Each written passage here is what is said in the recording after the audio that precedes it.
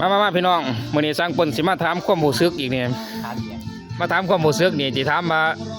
ถ้าตอบเด้อให้ท่านผู้ชมได้เห็นเพราะว่าสองสร้างเปิ้นไสเฮามันก็เพิ่นก็ส่งไปแล้วเนาะกระจายให้สร้างเปิ้นอยู่สิถามนี่มีเมีย2คนนี่ความรู้สึกแนวใดฮะมีเมีย2คนนี่การรู้สึกความรู้สึกตัวใดมีเมีย2คนนี่ความรู้สึกนี่มันแบบว่ามันม่วนบ่หรือว่ามันถูกกระทุกแน่เนาะมีเมียบ่ปิดหน้ามาทุกแน่บ่ถูกแน่เนาะบัดเวลากิจกรรมก็ขึ้นเดี๋ยวมันเป็นแนวอะไรมีเมีย2คนเนี่ยก็ต่างกันแต่ละเมียแต่ละคนก็ต่างกันเนาะมันต่างกันบ่แม่นบัดเมียทำมิตรเด้ก็ดียาก็เอาใจอยู่บ่